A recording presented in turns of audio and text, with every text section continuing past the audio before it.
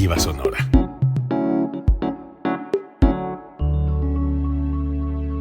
Código Libre.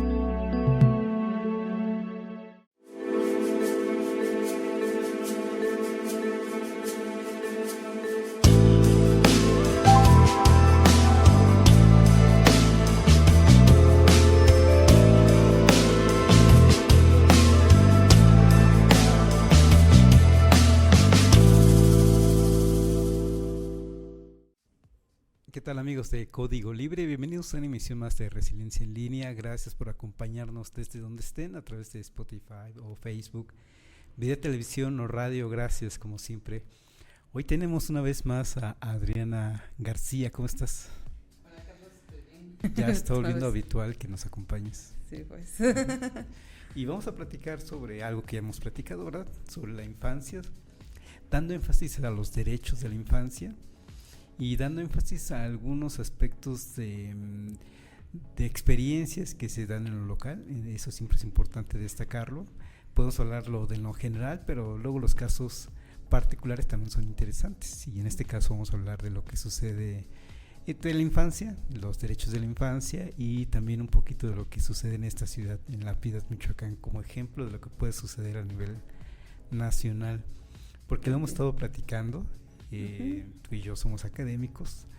Desde ayer andamos en un seminario y platicamos de cómo es que puede haber todo un sistema nacional de protección de niñas, niños y adolescentes, según la ley general. Mandatan algunas cosas, los lineamientos nacionales, esos bajan a lo estatal y después a lo municipal, pero luego en cada una de esas escalas vemos que hay vicisitudes, digamos, ¿no? Cada quien se adapta, y cada quien me refiero a cada nivel de gobierno, y cada sociedad que se encuentra ahí se adapta o adapta estas normas en función de lo que tienen, digamos, ¿no? De sus capacidades, y eso es lo que quisiera platicar contigo, si te parece. Bueno, me parece bien. Tú estudiaste hasta hace un tiempo y además me estás diciendo que ya llevas también una experiencia directa con atención a niños, niñas desde la escuela, desde el aula. Así que suena interesante esto. Vamos a platicar contigo. Y para empezar con un marco conceptual, si te parece. Resulta que es ya añejo el estudio de la infancia desde diferentes perspectivas. Yo me estoy abriendo a estas cosas, me estoy abriendo a este gran tema de la infancia. Y resulta que se estudia desde la sociología y desde la pediatría.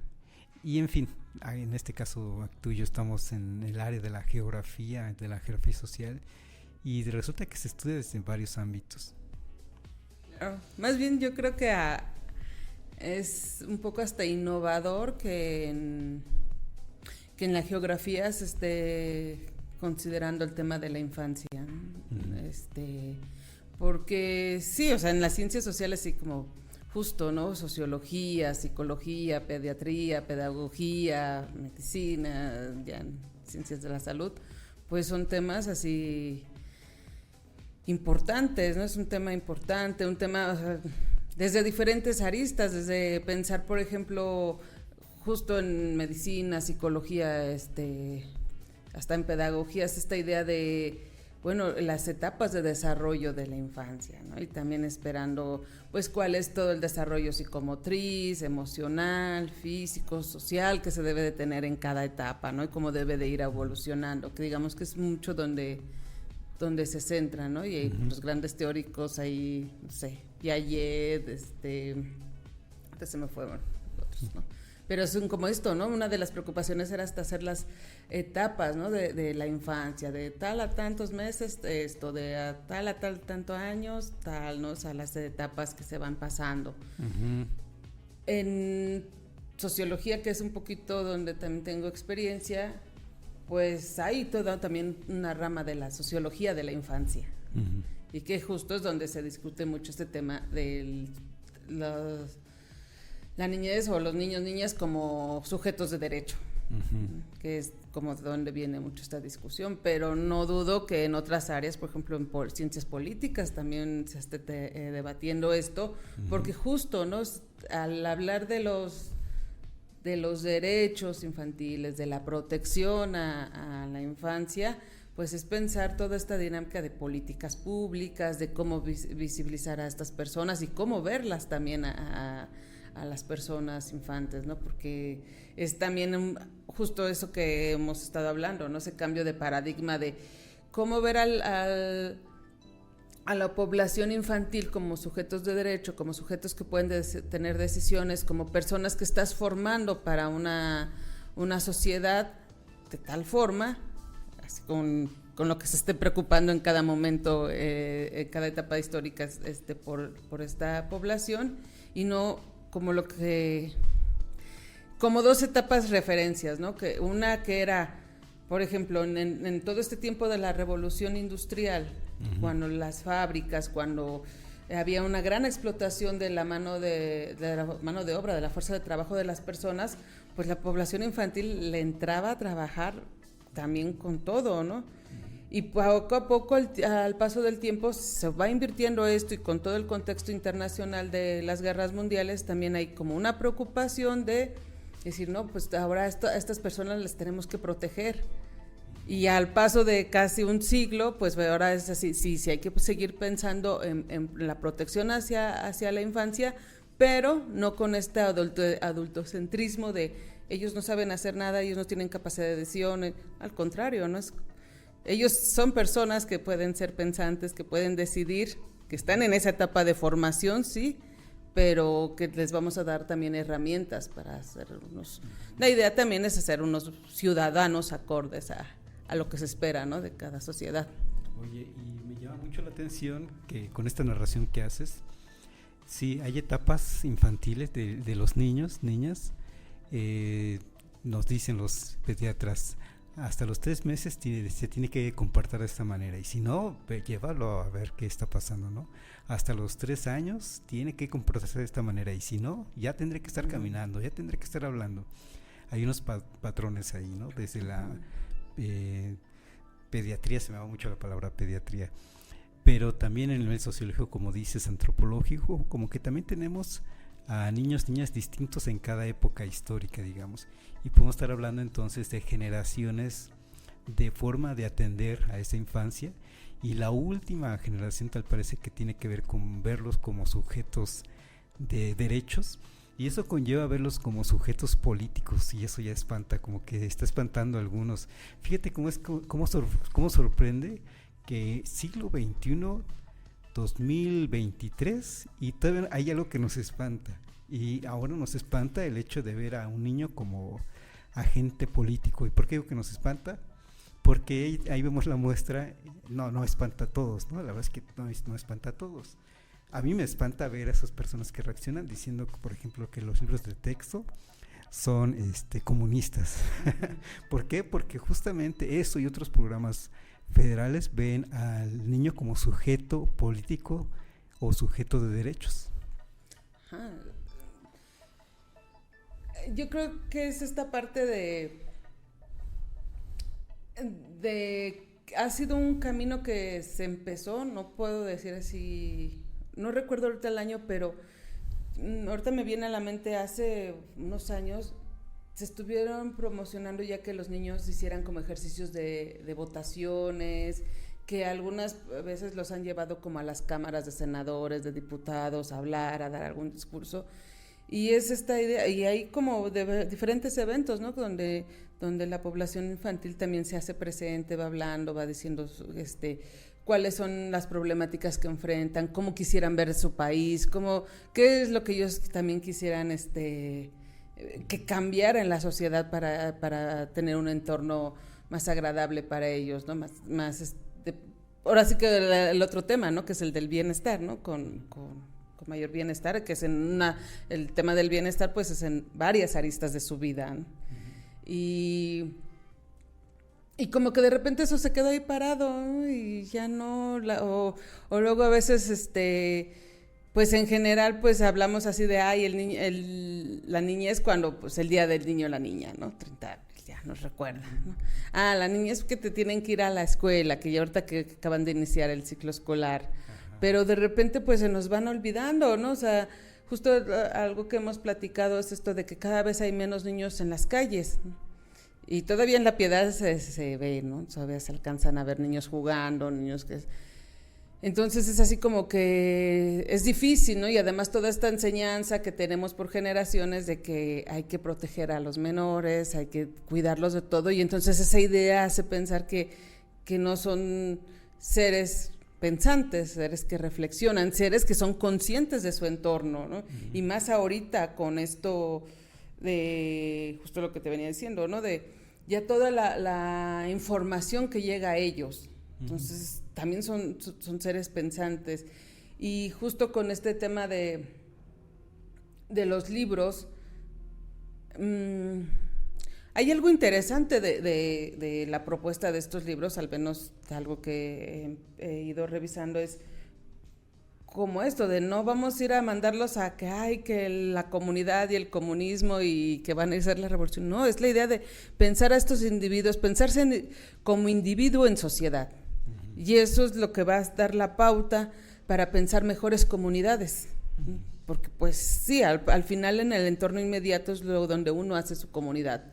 Y es esa pauta que le dan a los niños de pensar en su entorno, de actuar en su entorno, y que eso les vaya formando como ciudadanos que a futuro van a también a pensar en el bien del país, de la sociedad en general, porque ¿qué pasa? Por ejemplo, si uno ve cuántos son los índices de gente que no va a votar, pues eso ya te habla también de un individualismo, ¿no? De una cuestión de yo quiero derechos, yo quiero servicios, yo quiero que me corresponda lo que el Estado me tiene que dar, pero no quiero ser partícipe.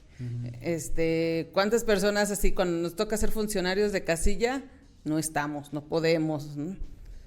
Pero entonces es la parte de que no queremos colaborar, pero exigimos, y creo que esto es algo que esta propuesta también les va enseñando a la población infantil, es de tú eres parte de un entorno, parte de una sociedad, y esta sociedad toda solamente va a cambiar, a mejorar o a empeorar dependiendo de la actuación que todos tengamos, pero no pensando en un individuo, ¿no? Sino pensando que mi acción individual va a ir a un colectivo.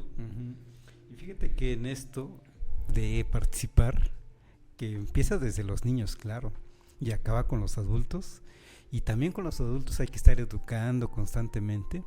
Esto de la consulta pública, consulta popular, por ejemplo, la que se dio hace 2 años, de si enjuiciamos o no a los expresidentes, o hace 1 año, y hubo una gran resistencia, incluso del INE anterior, digamos, ¿no? Iba a decir el antiguo INE, pero no, el INE anterior, porque es reciente que cambió de directiva de presidencia. A pesar de su resistencia se dio el ejercicio, y es un ejercicio para participar precisamente.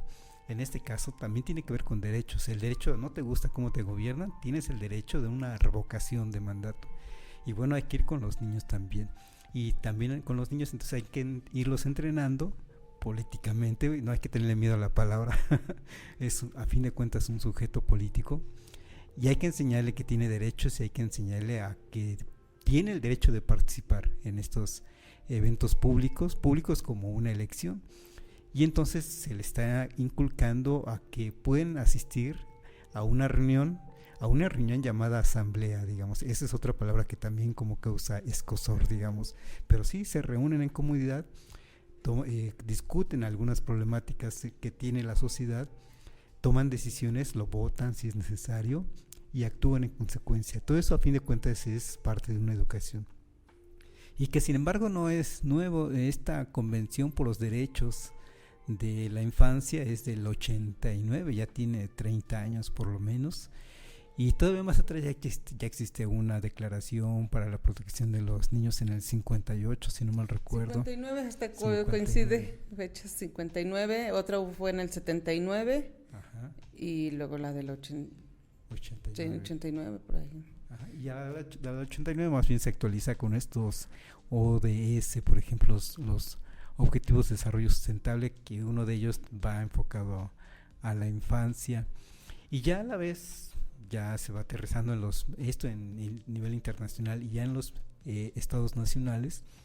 Ya se aterriza, por ejemplo, en México como en el Sistema Nacional de Protección de Niñas, Niños y Adolescentes, en sus siglas conocido como CIPINA, y eso a la vez se baja hasta los municipios, y los municipios actualmente están obligados a tener su propio sistema municipal de protección de niños, niñas y adolescentes, aunque ya en cada caso vemos que no funcionan como deberían, como sería el óptimo, pero existe un sistema y existe la intención entonces ya desde hace años con la intención de proteger los derechos de niñas, niñas y adolescentes, pero me parece que recientemente, es muy reciente cuando se intenta que los chicos, de veras, los niños, niñas, tomen conciencia de que son sujetos de derechos.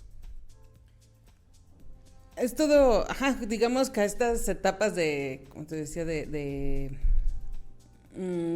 cómo eran las vivencias de la población infantil en la Revolución Industrial, después en los contextos de guerra, por poner dos referentes muy grandes. Ahorita tenemos otro contexto, ¿no? Ya es sí, hablamos de si no sé si el Estado neoliberal, si la sociedad neoliberal, si la ciudad globalizada, hablamos de otro contexto para la propia infancia. Y sí, ya, o sea, uno puede, esto que te estaba comentando un poco antes de comenzar, que tuve unas experiencias de trabajar en programas educativos con niños de primaria, la primera vez hace 20 años, ¿no? Un poquito más de 20 años, hace un año estaba también trabajando, y pues son totalmente, también para mí fue un proceso personal de ir madurando, pero también ver que no son las mismas infancias, ¿no? Uh-huh. Y que bueno, que también se trataba de contextos muy diferentes. Hace años pues trabajaba como instructora comunitaria de CONAFE, que es el Consejo Nacional de Fomento Educativo, que justo entra donde no alcanza a cubrir la SEP, no alcanza a dar cobertura educativa, ¿no? Entonces CONAFE viene a suplir, de hecho también ahorita anda cumpliendo como 52 años de existir CONAFE, ¿no? Uh-huh. CONAFE trabaja en comunidades rurales, para niños jornaleros migrantes, para niños de la calle, para niños que trabajan en circo, uh-huh. O sea, todas estas y yo creo que por ahí va el detalle, ¿no? Y que por ahí también va a veces la discusión con de los libros de texto, que uno ve nuestro referente, nuestro entorno, ¿no? Nosotros somos más urbanitas y pensamos que así a veces el mundo es y que la vida es y que todo es, ¿no? Pero hay diferentes grupos con diferentes circunstancias. Uh-huh. Y hace que, igual te digo, ahorita ya es otra etapa que tenemos a los niños. Los niños tienen gran acceso a la información, tienen acceso a otras discusiones y que deberían de tener acceso, ¿no? A lo mejor hay niños que escuchan discusiones que antes no se discutían, por ejemplo, qué pasa con toda esta comunidad LGTB, que ya es más próxima también a la realidad de los niños, uh-huh. Y que antes ni se discutía, o el tema sobre la legalización del aborto, la despenalización, igual de drogas. O sea, a lo mejor los niños están siempre ahí, en un mundo adulto, ¿no? Uh-huh. Y siempre están escuchando cosas, y que a lo mejor ya no son las mismas pláticas que se escuchaban antes. Uh-huh. Y es importante por eso también pensar cómo se solucionan las cosas, cómo se solucionan justo en este tema de las asambleas, ¿no? O sea, a lo mejor para nosotros en nuestro medio urbano las asambleas son así como o para gente que anda haciendo huelgas, o para comunidades como algunos fraccionamientos donde la organización vecinal, algunas cosas muy específicas, ¿no? Uh-huh. Pero por ejemplo, si pensamos en los entornos rurales, en los ejidos, en las comunidades, pues toda su práctica también de organización va basada en asambleas. Uh-huh. Y es algo en lo que los niños, la niñez de esos entornos tienen más referencia, uh-huh. de estas prácticas comunitarias, ¿no?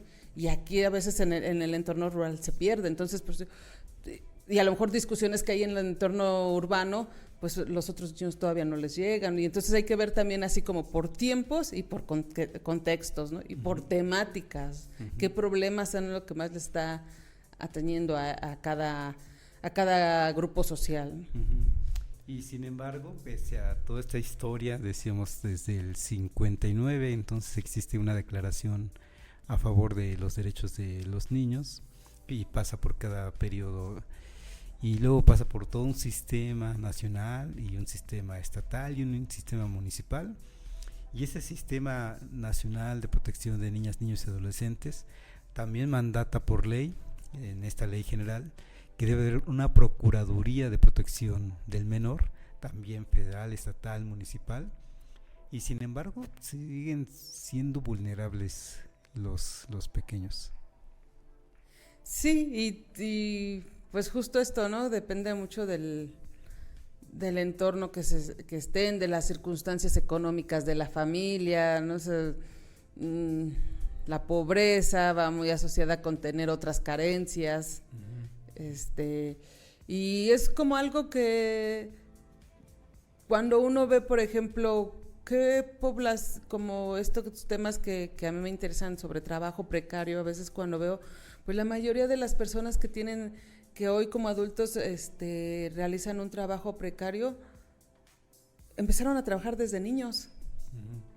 Y eso ya te dice, bueno, ¿por qué trabajaron desde niños, desde la etapa infantil? Porque no había recursos. Y pues dejaron la escuela, se hace esa cadenita, ¿no? No hay recursos, no hay cómo ir a la escuela, entonces pues a trabajar en lo que se pueda. A la larga, pues como adulto, ¿qué opciones tienes para emplearte? Pues unas muy reducidas, donde va a haber un gran desgaste físico. Y uno va viendo así como esas realidades de la niñez, ¿no? O sea, esto a lo mejor pues en Yurécuaro con los jornaleros agrícolas, que digamos por la afluente de población que hay. Aquí uno mismo ve a los niños que sí vendiendo flores, dulces, y es eso, ¿no? O sea, uno como este sistema estatal, como el Estado, ¿no? O sea, el decir, la infancia debe de estar protegida de tales cuestiones, ¿no? Por eso toda una serie de derechos para garantizar una vida digna, saludable, en bienestar, ¿no? Pero resulta que bajar esos derechos a la realidad de cada población infantil, pues ya es otro tema, así como es esto de, sí está el sistema federal, estatal, municipal, pero también tenemos dentro de todos esos espacios realidades diferentes, ¿no? A lo mejor mismo tú con tu investigación que estás haciendo ahorita, o sea, tienes datos que son, pese a estar en mismo Michoacán y en una región muy próxima, datos donde difiere lo que pasa con la niñez en La Piedad, en Yurécuaro y Tanuato. Por ejemplo, ¿no? Por ejemplo, esos tres que estábamos comentando antes de entrar al aire, en donde vemos que niños de Tanuato, que es un municipio propiamente rural con hasta 15,000, 16,000 habitantes, a diferencia de La Piedad que tiene hasta 106,000, los niños de Tanuato son más felices que los de La Piedad o que los de Yurécuaro con 60,000 habitantes más o menos. Es decir, tenemos 3 municipios de diferente tamaño y resulta que los del ambiente rural son más felices que los niños de un ambiente urbano. Es que se pagan las cuotas, ¿no? Y ahí podríamos estar entrando algunas estadísticas. Estos niños porque hay que compaginarlo con que los niños de La Piedad, sus mamás, más bien viven con hay un mayor porcentaje de niños en una ciudad ya propiamente urbana como La Piedad que tienen dividida su familia, cosa que los niños tienen que entender que no es malo, simplemente es un modelo distinto, ¿no? El que no haya papá, mamá e hijo. Ahí desde luego nos enfrentamos a un modelo tradicional de familia, que además hay sectores sociales, según vemos en estos protestas contra los nuevos libros de texto, que no quieren un cambio tampoco en cómo es su modelo familiar, porque estos nuevos libros de texto hablan de diferentes modelos de familia, donde incluyen el tema de la homosexualidad. Y entonces no solo nos enfrentamos a que los niños tienen que estar padeciendo una separación de padres, sino que hay una sociedad que castiga a esas familias que no son como las tradicionales. Y entonces tenemos niños en el medio urbano más tristes que los niños en el medio rural, como es el caso entre Tanuato, La Piedad y Yurecuaro. Los niños de Tanuato son más felices que los niños de La Piedad y Yurecuaro. Y de esos 3 municipios todavía, no sé, todavía no tengo elementos para generalizarlo en todas las ciudades, pero de estos 3, el municipio más grande es el que tiene niños más tristes, digamos, ¿no? Y justo hay que ver estas estadísticas o estas metodologías para medir la felicidad. Para empezar, es como un concepto abstracto que al quererlo medir lo tienes que hacer práctico, ¿no? ¿Qué te refieres por felicidad?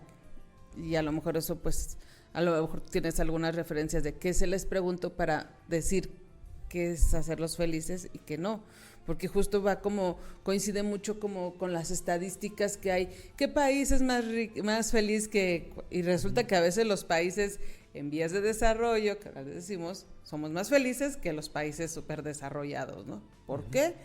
Que porque si hasta el clima, o que uno es más pobre pero es más amigable, o sea, hay cosas que se están midiendo, ¿no? Y por ejemplo en este tema sí tenemos como pensar a lo mejor en los entornos urbanos qué pasa, y sobre todo cada vez más así cuando se va sofisticando más esa urbanidad, ¿no? Esas ciudades más grandes, pues tendríamos a lo mejor elementos como esto que dices, ¿no? El cambio de modelos de familia que son más recurrentes, ¿no? Más vistos, pero también los niños en las ciudades, niños, niñas, están más acostumbrados también hay una serie de dinámicas. Ambos padres trabajan y a veces la ausencia se quiere cubrir con cuestiones materiales. Y eso mismo, algo que yo veo muy notorio ahora, es que esta niñez también está acostumbrada ahora a demandar más, se ha vuelto más consumista. Y eso también les llega como a afectar cuando dicen, es que yo no tengo, o sea, yo escucho niños de 10 años, hasta mi sobrina, que luego ahí ando peleándome, que quiere un iPhone 14 y ¿y tú para qué quieres eso, no? O sea, ¿qué utilidad le vas a dar? Ya en su lógica es para que salgan unas fotos de la luna más bonitas, ¿no? Sí, pero, o sea, ¿cómo vas a pensar en consumir algo de tantos miles de pesos? O sea, también desde ahí, ¿no? Quien fomenta es también hacer la disparidad social más grande, o sea, justo en tus estadísticas, ¿no? Niños que no cenan, que no tienen para cenar, niños que no tienen para desayunar, y alguien que se está preocupando por tener un iPhone, ¿no? O por tener los tenis de marca. También eso es algo que influye en las ciudades, ¿no? En las ciudades hay todo un repertorio para consumir y los niños están acostumbrados a hacerse consumidores, ¿no? Y que también estas declaratorias y esta idea de la protección a veces también va muy casada con hay una crítica justo a esto de que entre esto de ver a los niños como sujetos de derecho también, o como sujetos políticos, también va pensado así, hay que considerarlos porque son sujetos de consumo. Y entonces también tenemos que tenerlos ahí en un referente, ¿no? Y eso sí en todos los espacios. Yo recuerdo cuando hice trabajo de campo en Zamora con niños que cortan fresa, pues ellos era así como que el agrado de ir a trabajar, o sea, sí había quien decía, no, trabajar está así, había un niño que me decía, es que trabajar es muy trabajoso, ¿no? Así como que, pues hablaba de su cansancio que él sentía, pero sabían así como el de si yo en el día gané 100 pesos, a lo mejor mis papás me van a dar 10 pesos. Pero de esos 10 pesos me voy a comprar lo que ellos no me van a comprar. O a lo mejor me dan un poquito más, pero con eso, si yo lo junto, me voy a ir a comer la hamburguesa que ellos no me van a comprar si no saliera de mi dinero. O sea, en todos los entornos que hay venta, los niños consumen. O sea, esta dinámica capitalista pues va a hacer que entre, ¿no? Sí. Pero yo siento que en las ciudades permea justo por esto, ¿no? Si hay más divorcios, si los papás trabajan más, o los dos, los niños se sienten más solitarios, hay que suplir esta cuestión, tienen todo un panorama mayor de qué quiero, qué no quiero, cómo, y a lo mejor eso a veces sobrepasa aspectos básicos de derechos, de derechos infantiles, de derechos humanos. Entonces, por eso el tema de justo esto, ¿no? De medir el bienestar y la felicidad viene como de alguna forma a dejar atrás el tema de los derechos, porque los derechos básicos, tu educación, tu vivienda, tu alimentación, salud, ¿no? Ya vienen otros, y ahorita ya el bienestar viene a pensar en estas tablas que hay como para medir el bienestar, a una serie de aspectos materiales y subjetivos. Entonces ver una realidad, sí es bueno ver una realidad más amplia en la que está inmersa la niñez, pero es entonces qué estoy considerando para medir, ¿no? Y que desde entonces, si mido tales cosas o considero tales indicadores, hay que estar consciente que esto es en una realidad, en un espacio, pero en otros espacios no van a estar. Porque sí, La Piedad no se puede comparar con Guadalajara, la Ciudad de México, pero resulta que Tanuato le queda chiquito a La Piedad todavía, ¿no? Entonces, pues ya eso es una diferencia de esa realidad que están viviendo allá la niñez, ¿no? Metes un elemento más. Iniciamos el programa con el asunto de los derechos de niñas, niños y adolescentes, pero aquí estás metiendo, y desde hace un rato, el asunto del bienestar. Y bueno, entonces tenemos derechos, podríamos estar metiendo otros elementos, otras líneas, digamos, ¿no? De análisis, de cómo entender a esta infancia para la atención de sus derechos.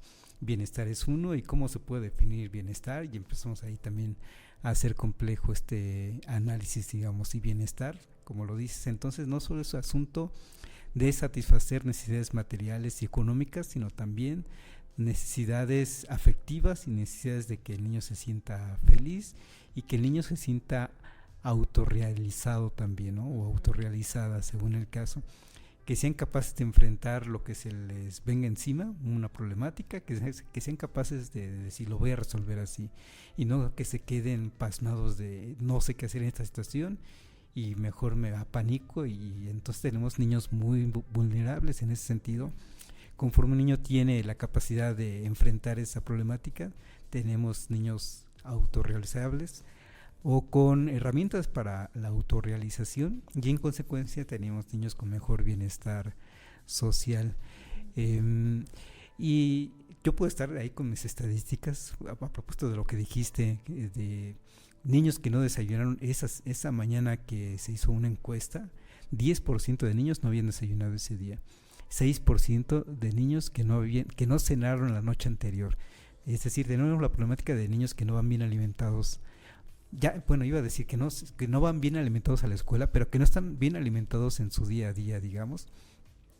Y sin embargo, también cuando me enfrento con personas como tú, que eres antropóloga y socióloga, tienes unas especialidades en este sentido, me dices, y con justa razón, que hay niños que también te han respondido, jornaleros, que es su derecho trabajar. Y entonces nos enfrentamos, como dices, diferentes espacios, diferentes escalas, diferentes poblaciones, y en consecuencia diferentes niños con diferente perfil social y bueno, también lo tengo que decir así, diferente perfil político, porque no hay que perderle el miedo a esa palabra, digamos, niños sujetos como sujetos políticos. Hay algo que he traído en la mente entre esto que hemos estado platicando por seminario desde ayer y hoy también escuchando algo, y por el título del programa de hoy, ¿no? Que era Derechos y Acción Social. Justo así a grandes rasgos, en sociología para algunos autores y para los clásicos, los pioneros como Max Weber, él decía que la acción social era el objeto de estudio de la sociología. ¿Y qué es grandes rasgos, la acción social? Es como una respuesta, la respuesta que hay en una relación social.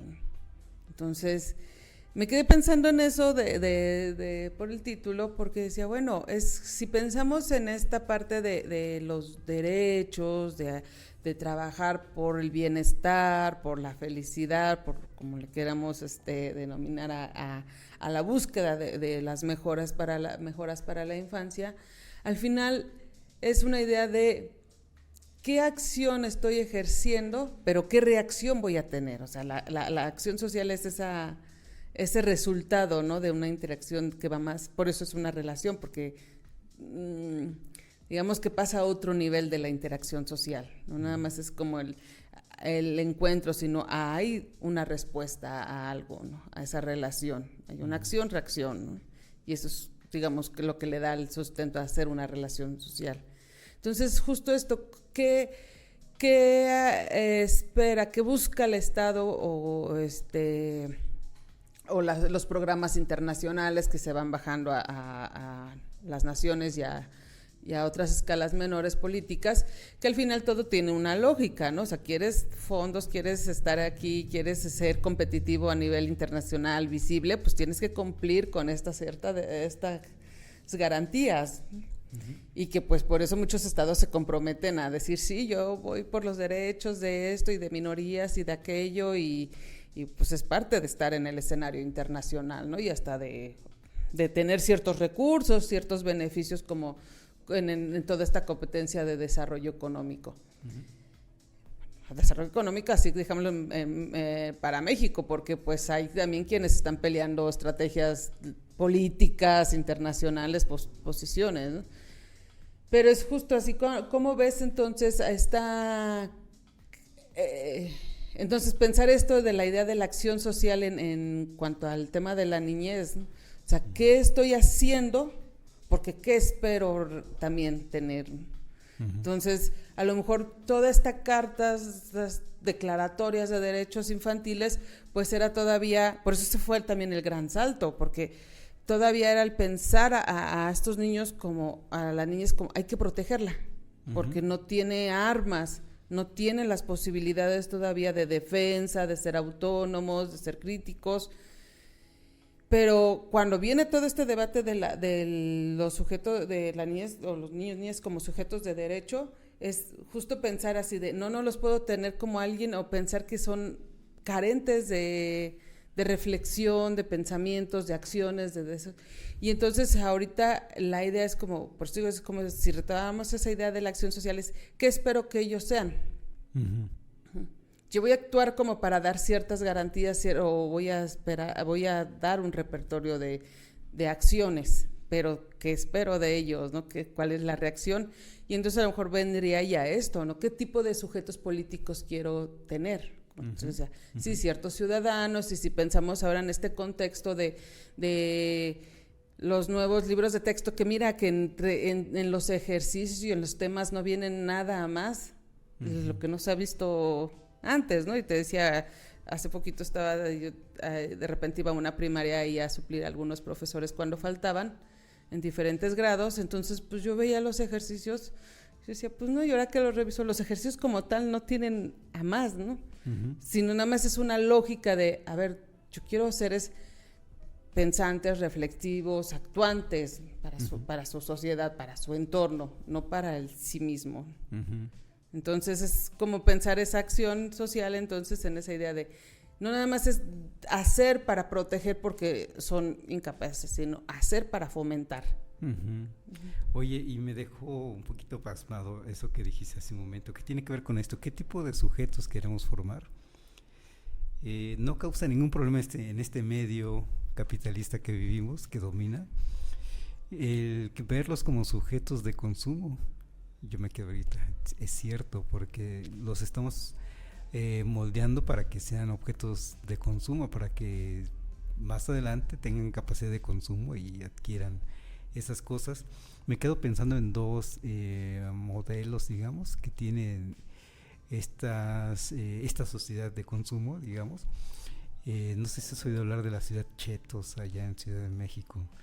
Una casa donde productos de Chetos, Chester Chetos, Y entonces todo es ambientado en este asunto, ¿no?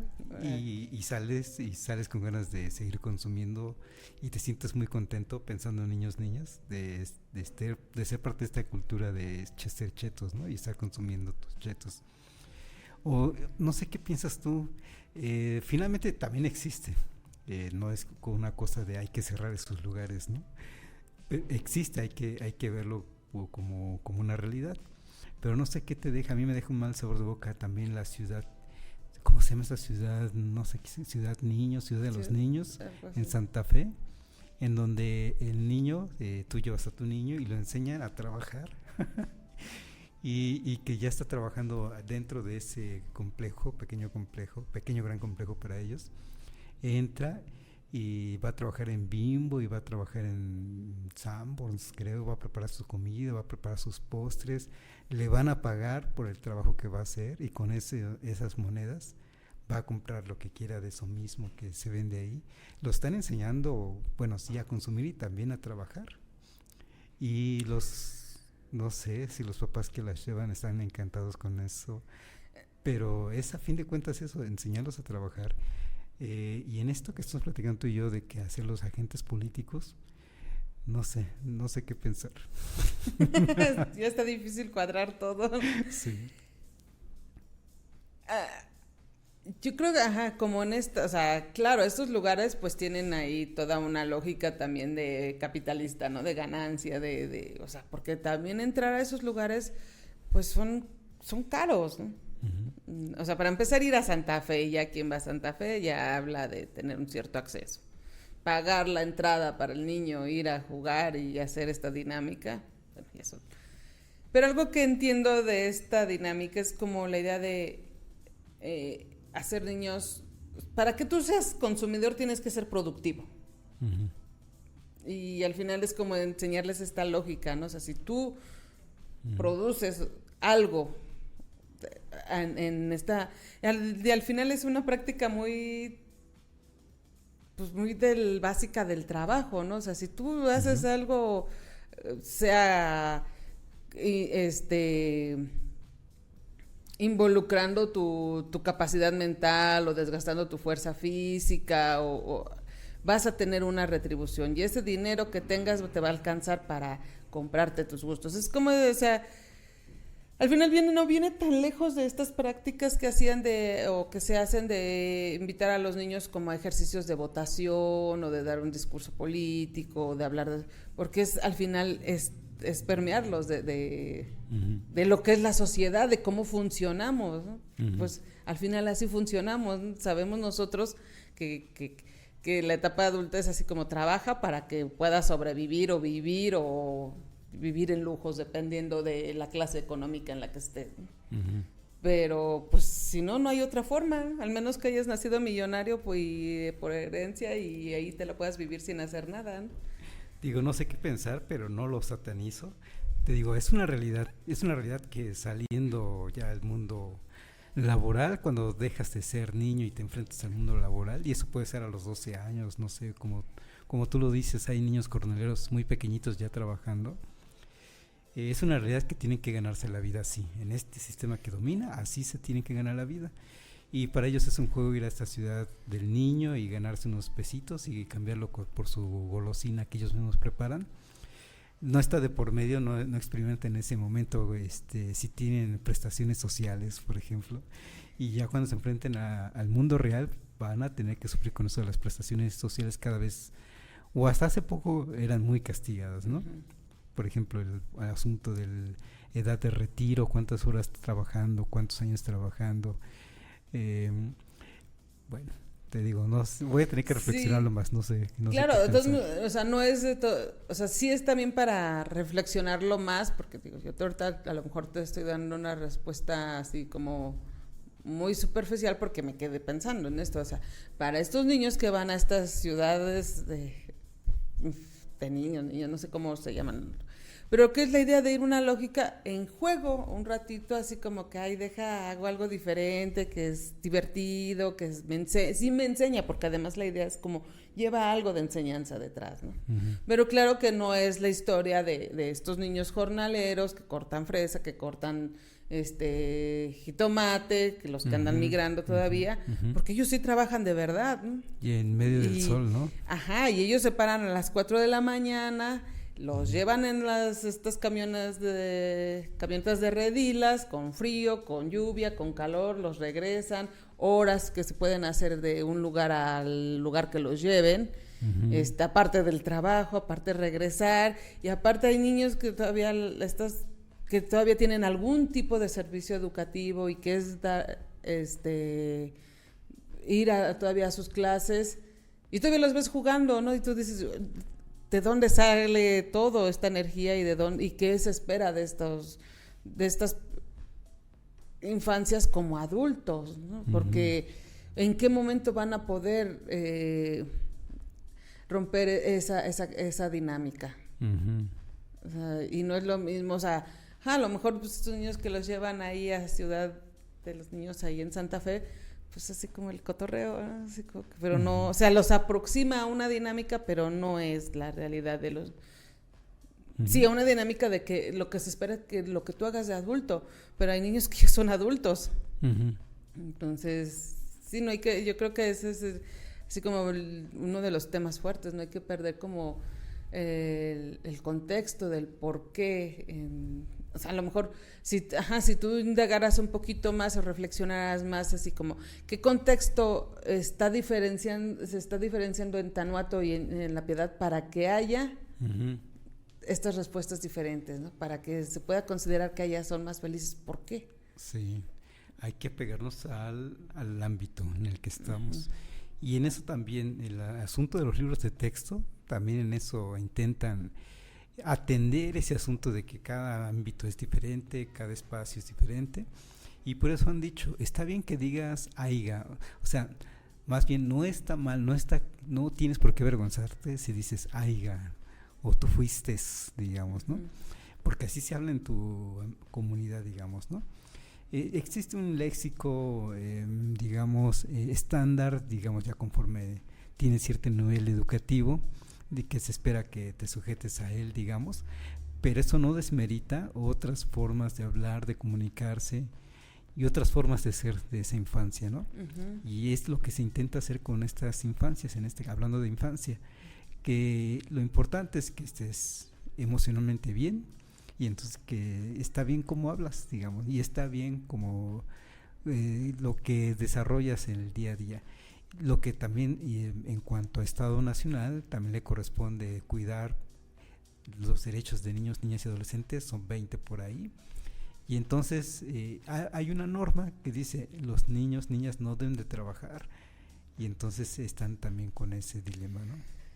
Y eso es una problemática, al menos en el contexto de los jornaleros, y aquí yo creo que si se empezara a prohibir los niños que los ves vendiendo los dulces, las rosas, o de repente en estos puestos de comida que las niñas que andan ayudando, limpiando los platos, recogiendo, puede haber un gran debate, ¿no? O sea, y pensado también en esto de la población jornalera. ¿Qué ha pasado? Por ejemplo, hay lugares donde se les ha empezado a prohibir que ya lleven a los hijos a las parcelas, porque entonces es esto así de, si me cachan niños aquí, no me van a comprar el producto, ¿no? O me van a sancionar. Y entonces, si suponemos, por ejemplo, en el caso de Yurecuaro, que llega mucha gente de otros estados y de otras localidades de Michoacán con sus hijos, que se van, porque entonces es así, los dejo solos en el albergue, o los dejo solos en estas vecindades que son puros cuartos, que no hay ninguna seguridad, o me los llevo. Y si me los llevo, pues al final es la dinámica de que estén ahí trabajando.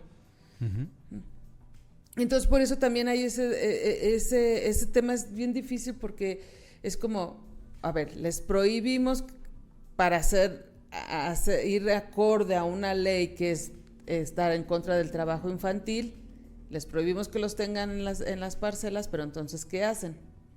Les generamos otros espacios, por ejemplo, yo no tiene muchos años que no me paro en el albergue de Yurecuaro, pero había había un programa educativo y había unas aulas donde al menos, pues, y que les daban alimento, ¿no? Entonces les daban su horario de clases, les daban algún alimento y eso al menos cubría parte del tiempo en lo que los padres no estaban. Uh-huh. Pero no es no es todo el caso, no todos los niños alcanzaban a entrar a la escuela del albergue, no todo, o en las vecindades se les daba el servicio educativo, pero era a lo mejor como esto, sí el horario a lo mejor era de 2 a 6, pero pues habían que pues iban a haber niños que llegaban a las 4, a las 5, uh-huh. Y que era muy raro ¿y quién se queda? Los niños que los dejan, a lo mejor es porque entre toda esta familia que va migrando, pues hay a lo mejor la abuelita que ya no va a ir a trabajar, pero es la que se va a quedar cuidando, ¿no? Sí. Entonces es difícil de decir, bueno, y luego llega el tema de que no trabajen, que no estén en esto, y luego dicen otros, no, pero es que esa ayuda no está trabajando. Entonces depende también del contexto. Claro que no va a ser lo mismo un niño jornalero que sí se mete a la parcela, a lo mejor a un niño que aquí ayude en algún puesto con su familia, que no lo van a explotar así de, te tienes que parar a todas fuerzas a tal hora y vas a terminar todo esto para que te puedas ir, ¿no? Uh-huh. Oye, pues todo un tema para estudiar este asunto de la infancia, niños, niñas, adolescentes, y además se dividen ahí en las edades para niños, aquellos menores de 12 años, adolescentes de entre los 12 y 18 años, uh-huh. Y es todo un asunto para atender esa infancia.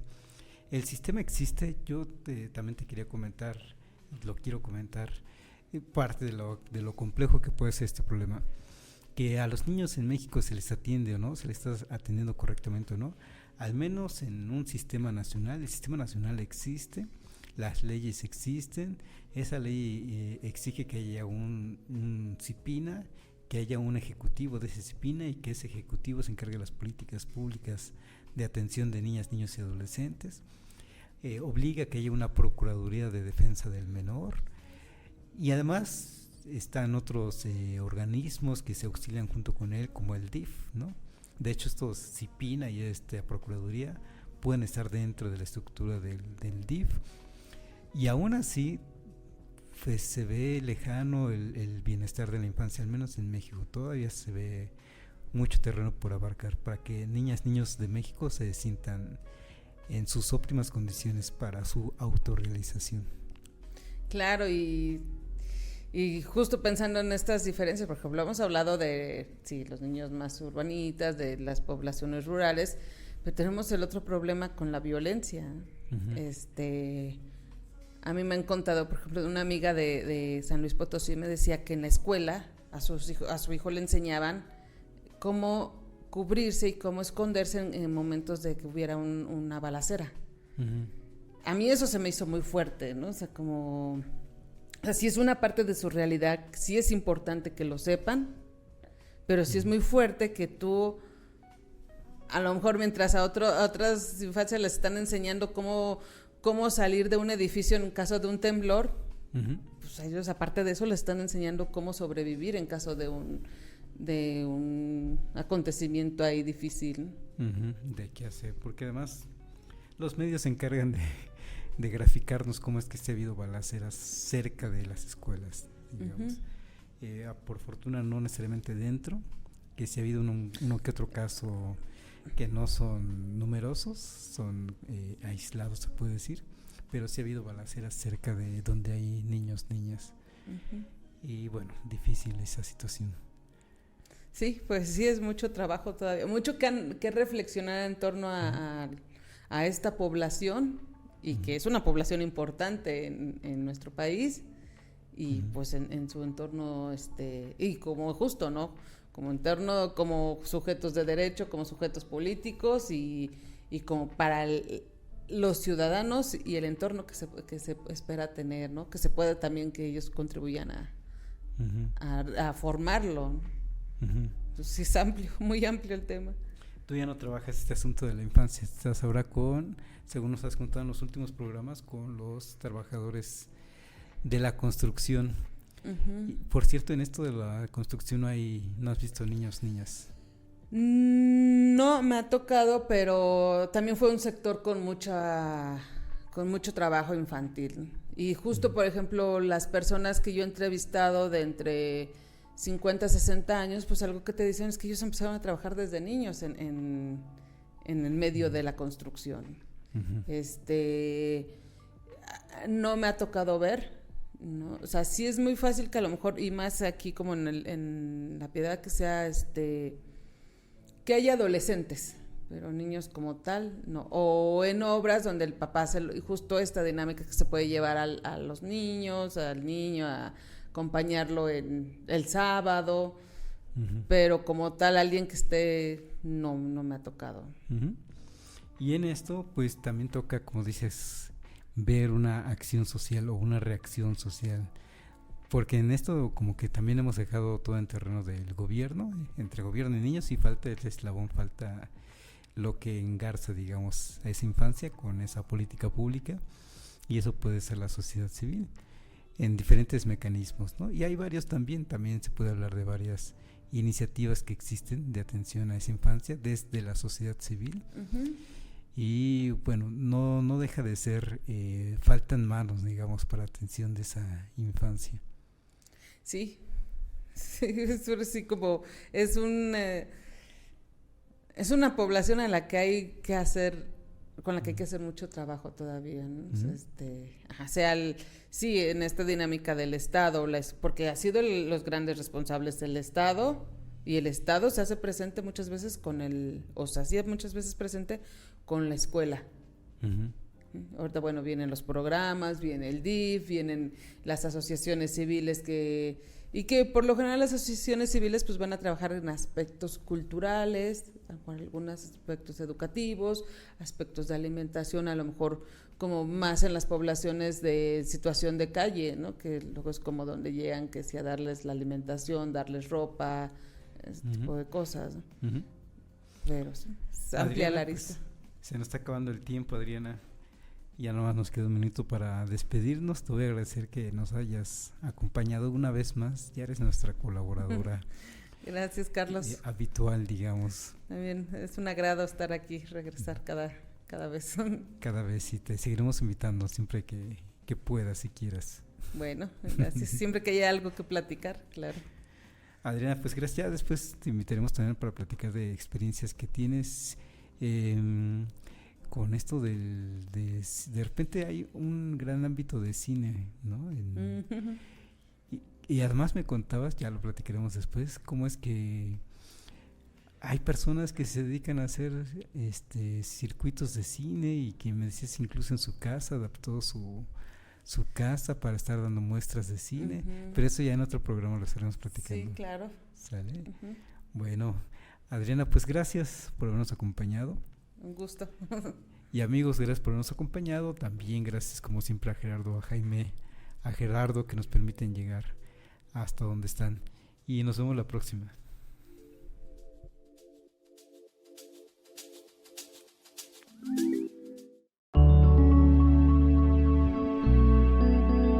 Código Libre.